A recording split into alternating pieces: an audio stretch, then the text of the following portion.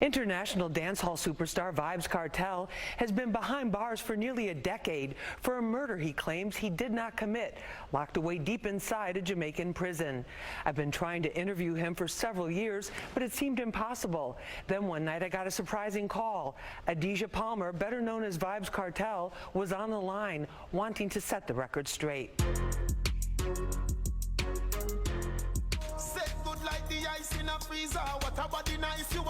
Things, an incredibly prolific artist in the dancehall reggae genre who's managed to dominate the music scene despite being locked down.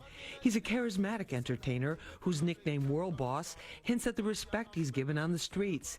He's a champion of the poor and a convicted murderer whose claim from day one he was framed. His talent, drive, intelligence, and wicked wit have never been in question. Now the only question is whether his last legal appeal to the highest court in the UK will determine he was convicted based on falsified phone evidence. A lot is on the line. He could be a free man by 2022 or an inmate for 30 or more years. It's enough to send anyone into depression, but not Vybz Kartel. I hope you're hearing me. Yes, yes. As you look around the cell that you're in right now, can you describe for us what that looks like? It's dark. It's hot. It has like 3 or 4 bunk beds. It's got a toilet in the corner, and it's got a huge grill. Lots of metal. It's like a dungeon, but it's, instead of being in the cellar, it's in the attic. I'm actually in the roof. You say you're in a better place mentally than physically. A lot of people would find that hard to believe. Yeah, because I was sick for a few years. So definitely I'm recovering physically, but mentally I've always been in a good place because I know I'm innocent and I know I'm coming out. Do you really believe that? Yeah, of course I believe that. And to be totally honest, the system really wanted me thrown away. It was never about me being charged for a murder. It was about getting rid of Vybz Kartel, not Adijah Palmer, the person. Why do you say the system is out to get you? Because they told us, they say we have too much influence. If you remember when Movado and I had that little feud a few years ago, we even went to King's house, which is like the home of the Prime Minister. And they were telling us that, oh, we're leading the kids astray, and if we don't stop what we're doing, we're not going to get any permission to do shows and stuff like that. So it has always been about the influence that Vybz Kartel has. The dancehall music genre, like gangster rap, does not shy away from lyrics that talk about guns and street violence, as well as sexually explicit content.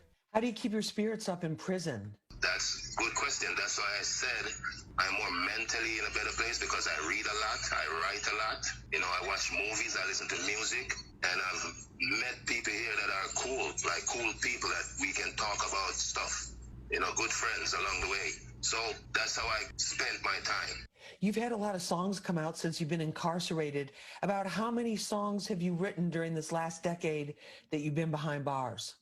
Lots of songs I can't even count. At one point, I was sending out like 3-4 books a month because when I write the songs, I usually send the books out when I get visits.